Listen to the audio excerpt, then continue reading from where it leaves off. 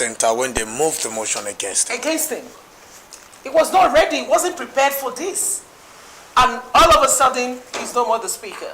I saw a video where, okay, don't let me even go into history. But for me,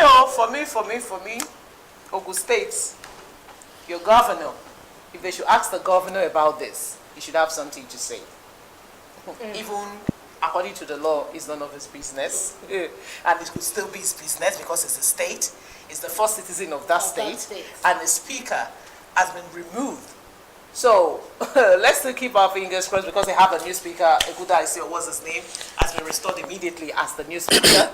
And we can see him to be in action, sweating all over. Just like you said, I will never be involved in such a thing. Because I'm telling you, it's too much stress for the youth. Life is too beautiful to be experiencing this. All because of the especially money. For you right now, life is beautiful. Life is I don't know where it is coming from. I know where it is coming from. I don't know where it is coming from. I don't know where it is coming from.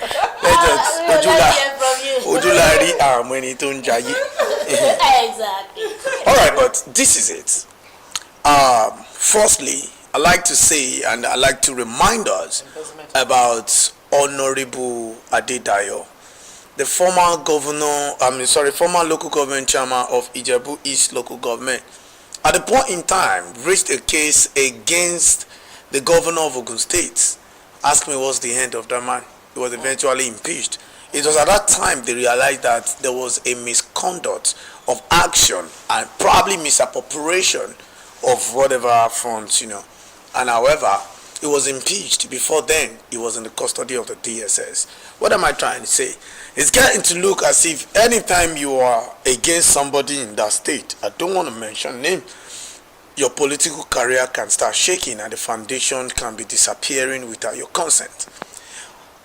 Oluomo, the impeached speaker, because as it stands, right, they might still have to end at court.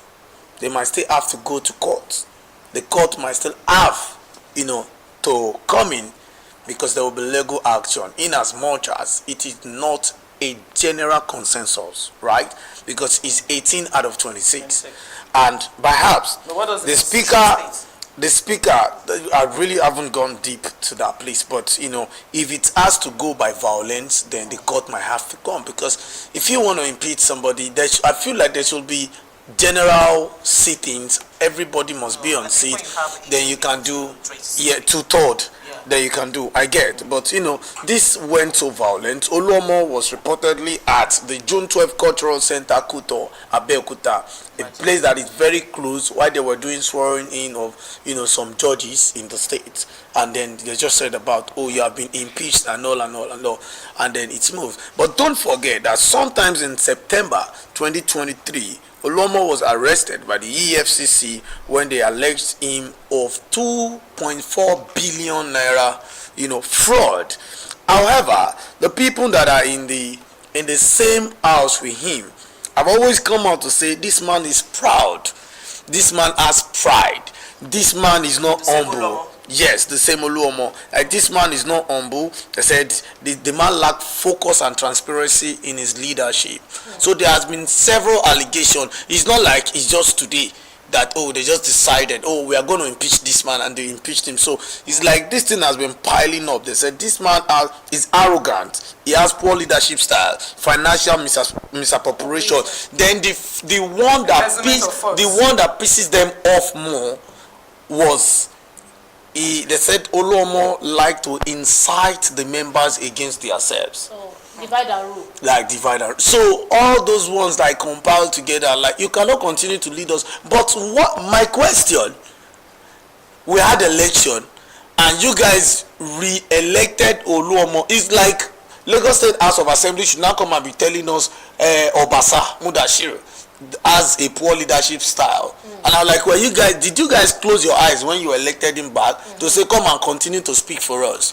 So it has to be, I feel like whatever thing that is happening in Ogun State is more than whatever thing we want to discuss on the table or we are even reading in the paper, because politics is so deep that sometimes in politics there's no best friend, there's no worst enemy, because everybody is playing a game to suit their own selves. So you can be playing a game, that will not suit your friend, but as long as you will benefit from it. Because if you ask me if you ask me up to today, I will tell you no politician right now in Nigeria is in the office because they want to make Nigeria a better place.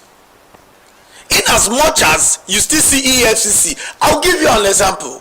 In Ekiti state, they continue to tell us Ekiti is poor, Ekiti is poor, there's no money in Ekiti. Meanwhile, EFCC they've called out Fayose and Fayemi, the same two people who ruled for 16 years. This one ruled for 4 years, he went, this one came back, he left, he came back. Between the two of them, they ruled for 16 years. They were doing 4 years interval. And yet, EFCC is calling them to say, among 772 point something billion, money that was embezzled between some former governors. They mentioned Fayemi and Fayose, and you continue to tell us that there's no money in this country. You continue to say Ekiti is poor. We continue to borrow.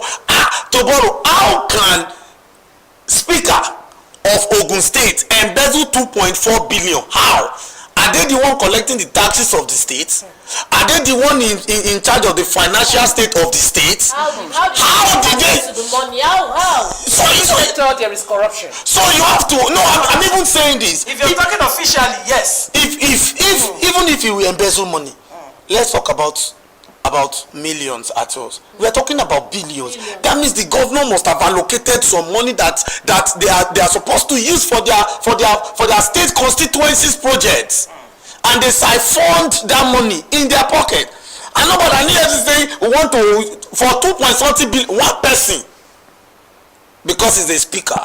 And these people gather together and say, see, we have to remove this man, it's embarrassing us. It cannot continue to speak for us. But if you check it well,